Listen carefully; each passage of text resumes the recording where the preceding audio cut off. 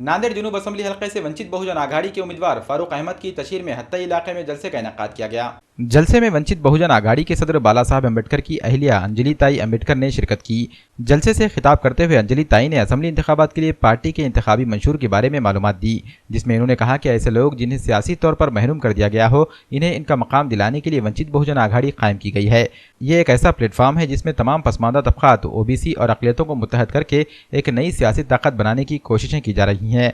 जलसे के दौरान वंचित बहुजन आघाड़ी के उम्मीदवार फारूक अहमद ने भी खिताब किया। इन्होंने अपने खिताब में नांदेड़ के मकामी मसाइल से लेकर तालीम और बेरोजगारी से मुताल्लिक मसाइल पर अपने ख्यालात का इजहार किया। खासतौर पर नांदेड़ में मोरूसी सियासत को उखाड़ फेंकने के लिए लोगों को वंचित बहुजन आघाड़ी के हक में वोट देने की अपील की गई। फारूक अहमद ने इंतखाबात जीतने के बाद अपने अज़ाइम पर भी रोशनी डाली। फारूक अहमद को समझिए, उनकी तड़प को समझिए। पिछले 11 सालों की जिंदगी में मैं आपके सामने पूरी जिम्मेदारी के साथ एक बात कहता हूं कि कोई भी माई का लाल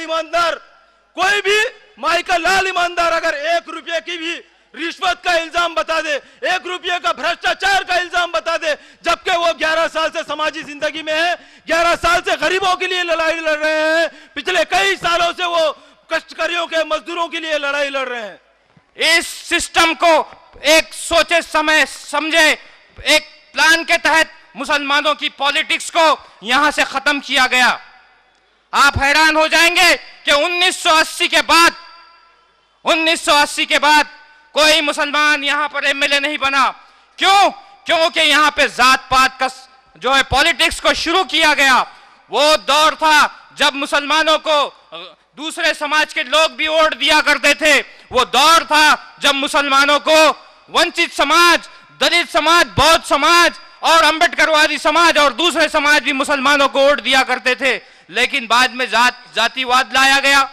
1980, 1985 ये दोनों मर्तबा जो है यहां पर फिर कोई मुस्लिम समाज का मेंबर असेंबली में नहीं पहुंच सके।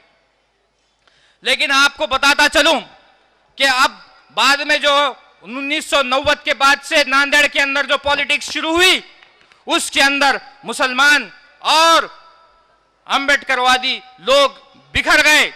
कांग्रेस का उम्मीदवार हम्बरडे बोले तो अब बीजेपी के नेता, उनके सगे बड़े भाई कांग्रेस का उम्मीदवार है। खर्चा हम्बरडे कर रहे बीजेपी के ऑफिस से। समझ जाओ ये घोटाले को। इसलिए हमको इस साजिश का हिस्सा नहीं बनना है, हमको इससे बाहर आना पड़ेगा। साफ सुथरी सियासत चाहते हो तो साफ सुथरे किरदार के लोगों को चुनने के आगाज करो।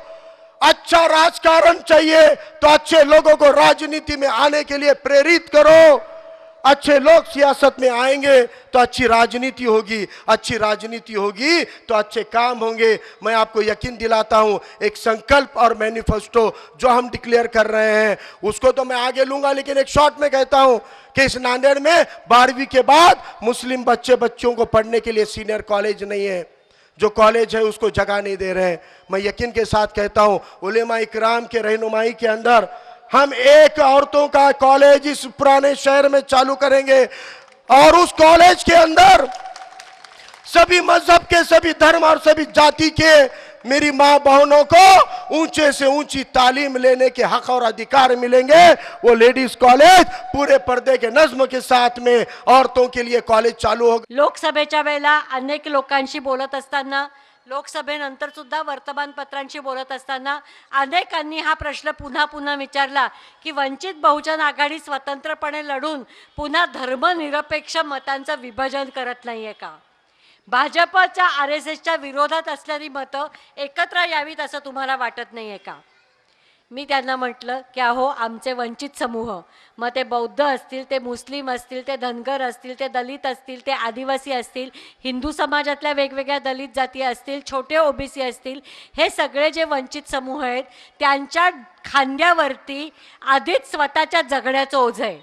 त्यांच्याकडे शिक्षण नाही आहे, सुशिक्षित मुलांकडे रोजगार नाही आहे। आज कित्येक सुशिक्षित मुलं अशी आहेत की शिकले आहेत, हातात कौशल्य आहे, कष्ट करायची जिद्द आहे, काबिलियत आहे, हुन्नर आहे, आणि तरीसुद्धा ते कुठे ना कुठेतरी नोकरीसाठी भटकत आहेत। शिकल्यानंतर नोकरी मिळत नाही, तेव्हा मुलं हतबल होतात आणि कुठल्या ना कुठल्या तरी वेगळ्या मार्गाला लागू शकतात. हे बौद्ध समाजा इतकं आणि मुस्लिम समाजा इतकं चांगल्या पद्धतीने कोणीही जाणत नाही असं मला वाटतं.